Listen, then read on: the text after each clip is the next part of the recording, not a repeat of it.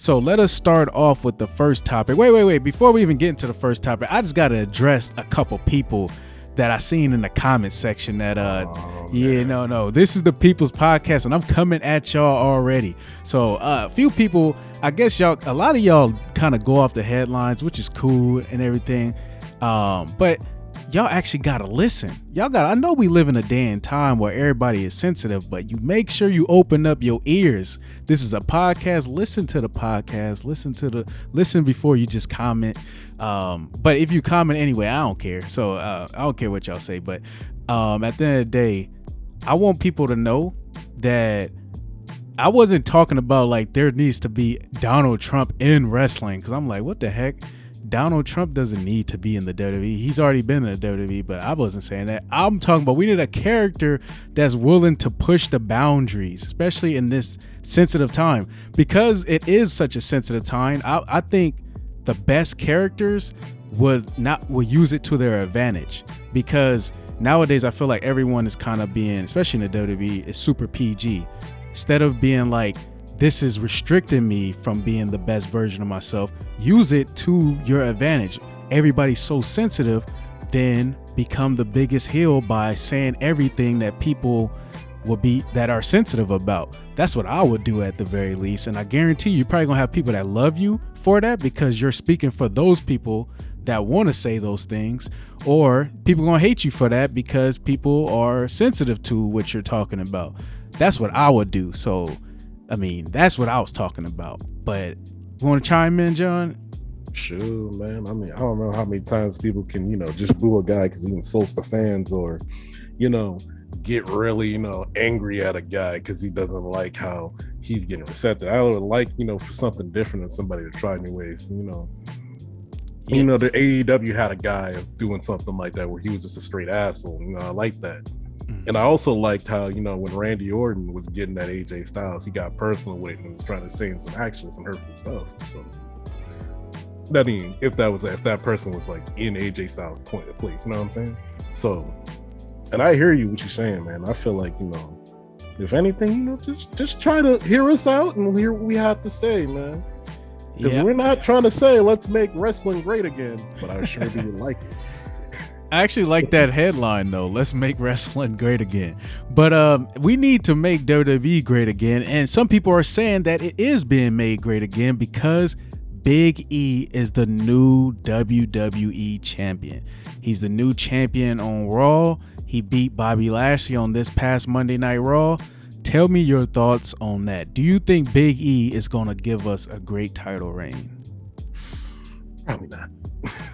That's how I feel. I'm sorry, Big E. I love you, but dang. I had this feeling in my back of my mind. I was like, this dude's probably not going to be champion by the time Survivor Series comes up, man.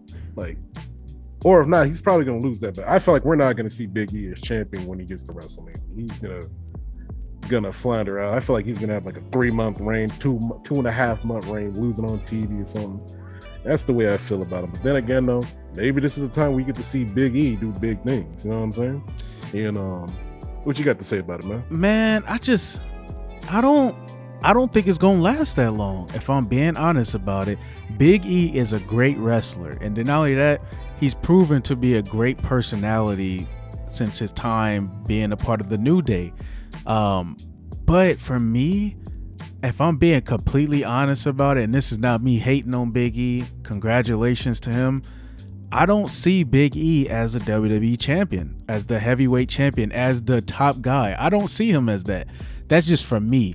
Now he can prove to be that, which, he has the opportunity now. He is the top guy. He is the WWE champion. But when I think of Big E, I really don't see him being like that top guy. So I don't see his title reign lasting that long. If I'm being honest about it, I feel like it may not even last 2 months. I think what's going to end up happening, he may be champion a couple weeks, and they're going to put that title back on Bobby Lashley.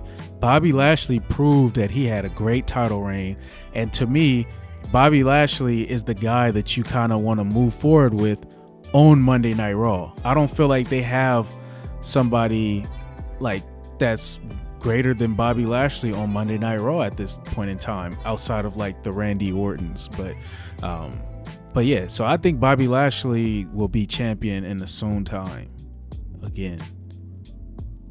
Well, we just have to wait and see, man. I will have to wait and see. It almost looked like as if Bobby was like almost honored to give up the belt to, Big E. But you know what? I kind of respect the fact they gave it to Big E because, he's been there for a while. He's been there for a long time. And I think he does get his just due. But I just think, man, this is Big E's time and opportunity to prove us all wrong. Without a shadow of a doubt. Make us believe in him, because I'm like, man, right now I doubt this is going to be a good or okay run, man. Yeah, he has the opportunity to prove himself. I just don't. Right now, I'm the one that's doubting how the title reign's going to go, because I just don't see it lasting that long. Not because Big E's not a good wrestler. No, Big E actually puts together great matches. The New Day overall put together great matches because they're great wrestlers. So it's no shade on Big E. Big E is, congratulations, but he has the opportunity now to prove us wrong. He has to entertain us week in and week out. He has to prove that he is that top guy, and he has that opportunity. And I just want to see how he gonna do it. I want to see how he gonna make that happen. Yeah. Shoot, we have to wait and see, man. I just hope he don't get injured, because one thing I always see about Big E, he's been injury prone every time something starts going this way. We have to wait and see, man. We gotta wait and see. But I did have a question, because I do have a Brock Lesnar theory. So this question is also going to be centered around Big E. Right now, Brock Lesnar is a babyface that's going against Roman Reigns.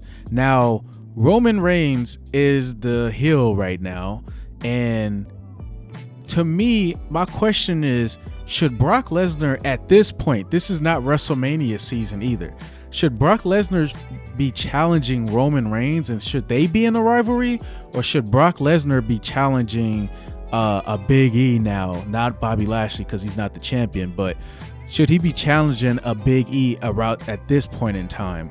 What's your thoughts on that? Who should Brock Lesnar be challenging right now? It's kind of like it's really delicate who you got to put up against him, because of the fact, if you're going up against Brock, he's most likely going to steamroll him, so it's hard to pick.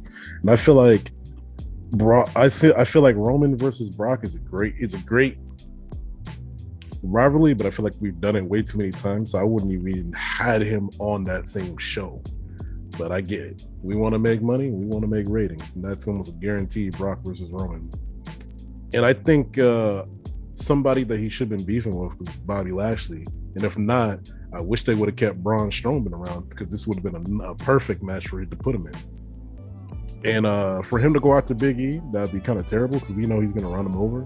And then even if, let's say, for instance, we want to go by like a story standpoint, Big E has never even held barely of a candle to Brock Lesnar, man. So he just get ran over. Exactly. Well, see, the interesting thing is that my question was originally centered around, should Brock Lesnar be challenging Bobby Lashley over over Roman Reigns. But now that Big E, that was before I knew Big E would become the new WWE champion. So my thing is, here's my point. I feel like Brock Lesnar versus Roman Reigns, I agree with you. We've seen it so many times. But even though they both have different characters, and I could see how that can be interesting, I'm like, at least save that for WrestleMania season. Why are we having Roman Reigns challenge Brock Lesnar right now? I'm like, I don't get why we're having this, to me, because it's like we've seen it so many times, but they are big enough superstars that if it is to happen again, it should be happening at WrestleMania. It should be happening for WrestleMania season at the very least. So to me, I think they should have switched this all together, and because Roman Reigns is still being managed by Paul Heyman, I would have Brock Lesnar team up with Roman right now, and they both just look to take over WWE, take over the whole WWE. Roman's already the champion, and then he already has the Usos on his side. He already has that stable, the bloodline basically, and then I would just add Brock to that. And now Brock goes to try to take over Raw, but they both they both dominate both shows. So we get to see Brock on Raw and SmackDown. We get to see Roman on Raw and SmackDown because they're a group that they're just dominating. That's what I would do. I would try to do something different. You know what you put in my mind? I'd be like putting Aaron Donald on the Chiefs. Exactly. So on both sides of the ball, they're dominant. And so then on top of that, it'd be like so in that case, you know, you can just have like an era of dominance. It's like kind of like a Patriots deal where it's just like these guys are gonna just steamroll everybody. But I'm just like saying, who would be the people that you would want to take them on? But see, that's where this is where the WWE has to build their characters up, because now you have two big superstars, a Roman Reigns and a Brock Lesnar, who are dominating everyone. And not only that, I would want to see Brock Lesnar and Roman Reigns become tag team champions, just because I would want to see them both team up. Like, I think it would be exciting to watch. Like, kind of like the merger from hell when Stone Cold and Triple H teamed up. Exactly. But like Roman and they would just be dominating everybody. But not only that, you will build up that baby face that will eventually beat Brock Lesnar, and then the other one that will beat Roman Reigns. You'll get to build up two people. So, and then not only that, if they're also on a tag team, you get to build up your next tag team that's going to be the next tag team that's going to dominate for the next few years. Because right now, I feel like tag team wrestling in the WWE has kind of slowed down as well. The New Day not really doing as much. They're not in the title picture on Raw. And then the Usos the only one where I love the Usos. Like, so I'm not gonna say anything about the Usos. They're doing what they supposed to do. But I don't know who they really challenging against outside of like Rey Mysterio and then Dominic Mysterio. I'm like, it's not really, the tag team world is not really in the picture too much. Roman and Brock could bring more light to the tag team world if they were tag team champs and they were in a stable together. So that's my theory on that. But I think like, to me, I just feel they need a new star, and WWE can build up that new baby face that eventually could take on like a Roman or Brock and defeat them. Kind of like to me, the way I'm picturing it is like back in the day when Chris Benoit and Eddie Guerrero won the title at WrestleMania on the same night. It was like we finally got to see those two dudes that's been built up, that was fan favorites, beat the giants of like Triple H, and then beat, like, you know what I'm saying? So that's why I think they can go with that. Yeah, you know what that also kind of reminds me of? You could build up the person who took down, or the two people who took down the merger from hell, it was Benoit and Chris Jericho. I was like thinking about it.